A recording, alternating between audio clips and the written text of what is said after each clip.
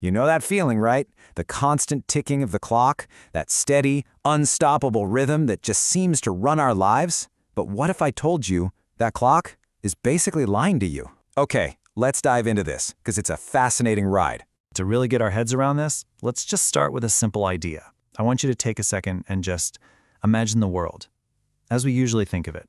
A world that runs entirely on clock time. Yeah, that world. The one where time is just that mechanical sound. Tick, tock, tick, tock. It's so precise, so mathematical. It chops our lives up into this perfect straight line of seconds.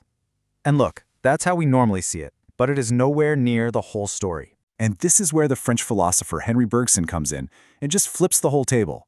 He's basically saying, hey, what if we've got it all backward? The real time, the stuff that actually matters, it isn't on your watch or your phone.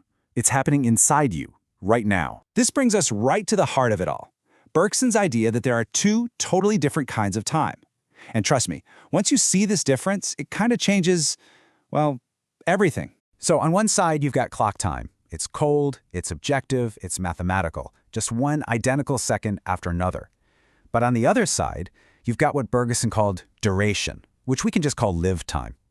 This is totally different. It's warm, it's psychological, it's personal.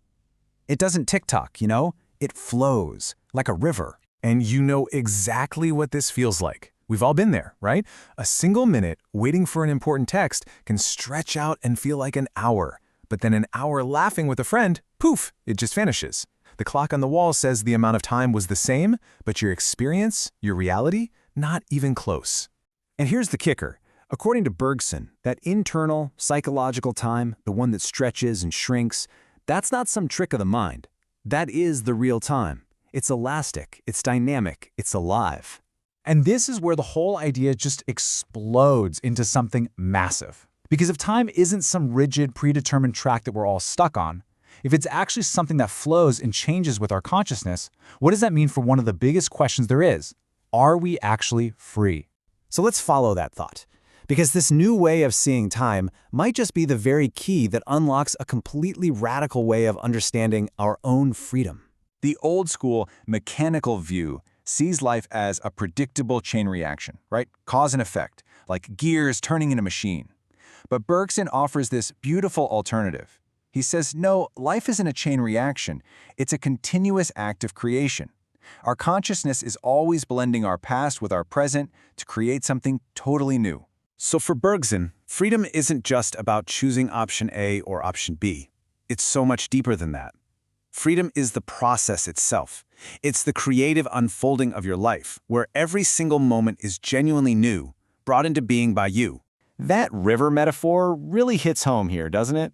Stop thinking about life as a chain of separate, individual seconds. Instead, see it as that flowing river. All your memories, your feelings right now, your ideas about the future, they're all blended together into one single, indivisible current. That current, that's you. Okay, so let's bring all this home, because this isn't just some abstract philosophical idea.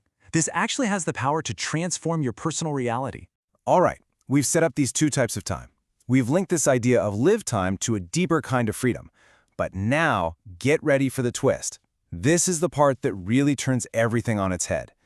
Bergson suggests that the very reality you experience isn't fixed. It's actually a product of how you choose to see time. Think about it. If you choose to see the world only through the lens of clock time, then your reality is going to feel like a prison. Life just becomes this mechanical series of events. Cause, effect, cause, effect. There's no room for real freedom in there. But, and this is the amazing part, if you awaken to lived time, to your own inner duration, your reality fundamentally changes. You start to experience life for what it really is, open, creative, and radically free. Your choices are no longer just reactions, they are genuine new creations. So what do we take away from all this? It's a whole new vision for life, really. It means every heartbeat is an expression of freedom. Every single second is a moment of pure creation. And maybe most importantly, that time isn't something to be measured, but something to be experienced. And that leaves us with this one final, really essential question. Bergson's whole philosophy shifts our focus. The challenge isn't about managing the clock or trying to cram more hours into the day. The real question is, knowing that every single moment is a creative act, how will you choose to live it?